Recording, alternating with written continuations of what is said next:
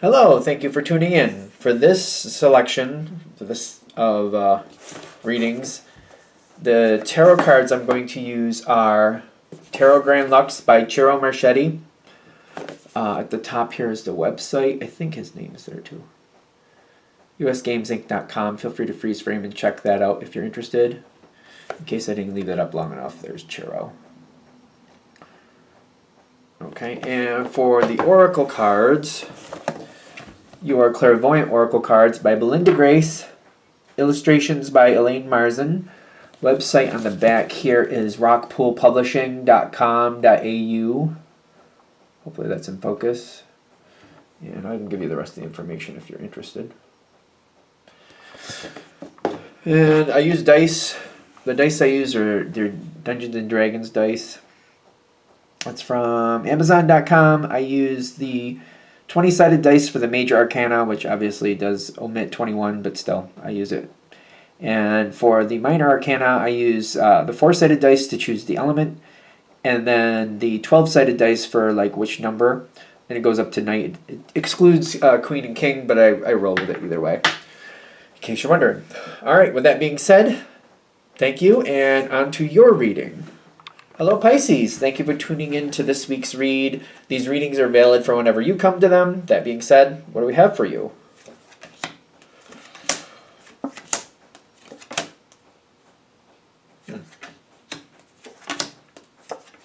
So, okay, let's keep going.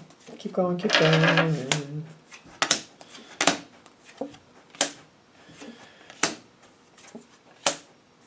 Okay, we're going to do some oracle cards. The World card is here, and the reason it's kind of like making me wonder is because it's, I mean, I say this every time. I'm a Pisces too, yay, woohoo! But sometimes they keep popping up in my feed. I don't watch them all. Once in a while I'll watch one, but not all of them. But I keep getting this idea that something big is coming and there's a big change, and I'm wondering if that's a Pisces thing. So the fact that it showed up in yours for my channel, I'm like, okay, what are we dealing with? What's going on? Because it's giving like, you know, something needs to change. It's time. It's also something that you actually want but are afraid of. It's a challenge. It's a challenge, but whatever this change is, you do want it. It's just like it's a little bit intimidating. So it's something that you do want. Something you've probably given a lot of thought to, but it makes you really nervous. This is like the only, I would say this is really, there's one more sort of negative card coming in, but you're having this feeling like, oh, this is going to be a lot. I'm really nervous about this. I don't know about this. What is it going to take to make it happen? What do I have to do to get what I want? Do I feel all right about that? Do I feel comfortable doing what I need to do? I know that other people do it, but is it okay for me to do it? How do I feel about it? There's a lot of back and forth, a lot of thought going on. You might be, and this is not going to be for everybody, you're going to know if it's for you or not. There might be the idea of a divorce coming forward, or divorcing, it doesn't have to be a person, could be a job or a situation. Like separating yourself from something that you originally thought you'd be with for the rest of your life. So maybe this is a job you thought, oh, this is where I'm going to stay for the rest of my life, or a person, or a location, like maybe it's a home that you're like, I thought this was going to be where I was going to live for the rest of my life, but maybe I don't want that now. But even if that's the case, it might be also in the sense of like it feels like a mountain to get out from under it. At the same time, it's also like, well, if I get out from under this, then what? Like, then what do I do? There's a lot of loyalty expectations. Loyalty expectations. Well, people are expecting you to do certain things, and they're expecting certain loyalty from you. Doesn't mean you're obligated to that. See, this is interesting. Other people might have ideas, or it's almost like this feels very, very outdated, very, very, very outdated to me, but it's almost like, you know, I feel like it's a little bit older than me, but even my age, when people got married, it was considered like, all right, you're done now. We don't have to worry about you now that you're married. Stay married, so we don't have to think about it anymore. um, it's almost like, especially older generations, when people got married, they got married fairly young, but like late teens, early 20s, in my opinion, is fairly young. That's quite young, in my opinion. Um, and then they were expected, like, okay, that's it. You're set. You should be set. Now just do what you're supposed to do. We don't have to worry about you anymore.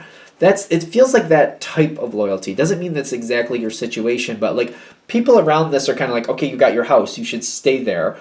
You're where we want you. So like you should be happy with that. It's that type of loyalty, kind of like it doesn't matter if you like it or not. They like it for you, so they expect you to stay there. That type of thing. Something like that. Very awkward. Very. I'm just kind of like, I don't like it. But you can get out from under this.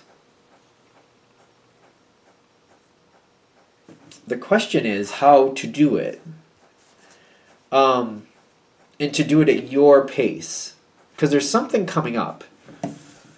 I feel like there's somebody coming in with some type of offer. Now, this is the Nine of Cups, which is usually like a self-sufficient, somebody who's very happy with themselves and very good being on their own.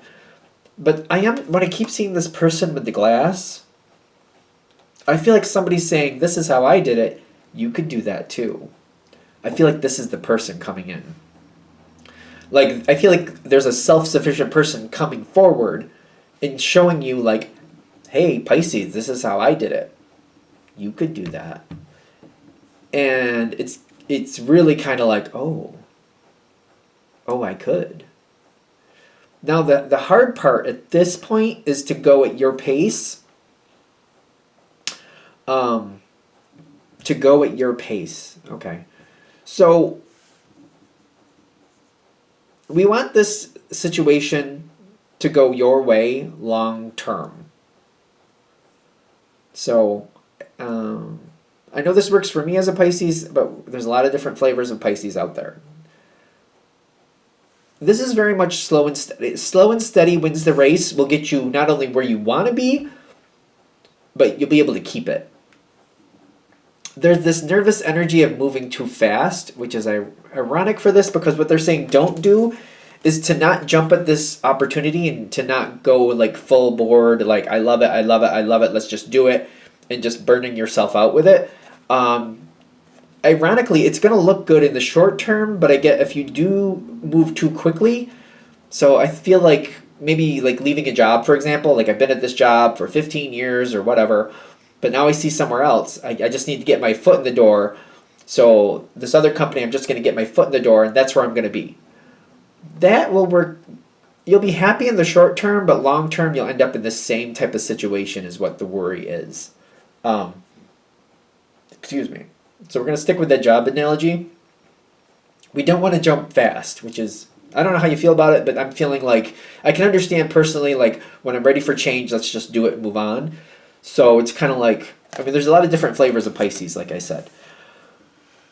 What they're saying to do to get what you want and keep it, and kind of like, you want to go somewhere, be there, and be like, I'm happy to be here, and now that I'm here, I feel like I'm stuck with it in a positive way. I feel like it's not like I'm stuck in a bad way, I'm stuck like, I want to be stuck here. Like, like this is where I want to be, and people can't remove me very easily, and I don't want them to. So this is good. Move slowly and deal with whatever got you where you are. Start deconstructing, like, where are you now? How did you get here? Why do you feel like you're stuck with it? Because somebody's going to help you find a way to get out. I don't know if they're going to do the work for you so much as kind of tell you how to do it and show you, go here, get this information, Pisces. Okay, now fill this out, Pisces. Now go ask that person, Pisces. Like, they're going to say how to do things. They're going to show you how to do it. They're going to help you get out from under this, but move slowly. While you're doing that, start deconstructing how you ended up where you are, in the sense of like, I don't really want to be here anymore. I just kind of felt trapped in it. How did I get to that point? Especially if this, for some of you, I'm sure it will hit in a romance way. If you ended up with somebody and felt like you were kind of stuck with them, is that always how you felt? Or when did it kind of tip over to that level? When did you get to that part where you kind of felt, oh, I'm kind of stuck with them. This is where I have to be. and just kind of deconstruct it in a sense, not a blaming sense, but kind of like, that's where it went bad, or that's where it started to look kind of, So that way it's in the forefront of your mind what type of red flags to look out for. You want to like sensitize yourself to certain red flags. So like if they show up again, if they start, swinging around you again and you're like, ooh, it's a fun party. It's not a fun party. Those are red flags. These are not things I want. And if you go back and kind of deconstruct it, however much you need to, you'll recognize those red flags a lot more easier. And you'll be like, that's a red flag. I don't want that. I've been down that road. Nope, nope, nope, nope. That's how you're going to construct the next level of your situation to be where you actually want to be and be able to stay. Because the next one makes me feel like it's going to also, wherever you end up next is going to last a long time. You got the world coming in, a whole new phase. To me, this is another long-term period that's going to come in, and it's going to stay there. You can define it as you want. They're recommending you step slowly, deconstruct what you didn't like from the last one, so that you can, like, before I, commit to something, I'm like, oh, there's some red flags over there. That's not the one. I was going to go there too, but no, now that I'm seeing that, I'm not going to do that. As you move on from this, and you go into the next situation, there is something. Because you are going to be able to do this. I feel like this is something you want. What is that? Page of Swords, no. Yeah, Page of Swords reversed. And the High Priestess is number 2. High Priestess right side up. So you're going to have to make some tough decisions. You got to be careful about what people say to you. In the sense of like, if people are really negative, try to distance yourself from them. Try not to take what they say too close to heart. Try to detach yourself from them. Big Paul McKenna fan. If you want to search out Paul McKenna, British author, whatever title looks good to you, I recommend you check it out. It's helped me a lot. There's more here of like people not liking what you're doing, but it's more of like, I don't feel like they're saying a lot to you. I don't feel like they're doing a lot to you directly. I feel like it's more of like, I know they're unhappy and it messing with my own head type thing. You know what I mean? I know they're unhappy with me and then I'm overthinking it. It's way too much in my brain. I'm like, it's like they're doing minimal effort to upset me, but it's having maximum response because I just can't stop thinking about it. That's kind of what I feel going on there. You can walk away from that. The Paul McKenna thing, that's what I've used for that because I used to be more of a person where the more I didn't want to think about it, that's exactly what I was thinking of because I couldn't stop it. I just couldn't stop it. The book is How to Mend Your Broken Heart. There's exercises in that. There's some other books he explains it too. It's the only thing in my world that's stopped me from thinking about things I don't want to think about. I didn't think it was possible until those exercises.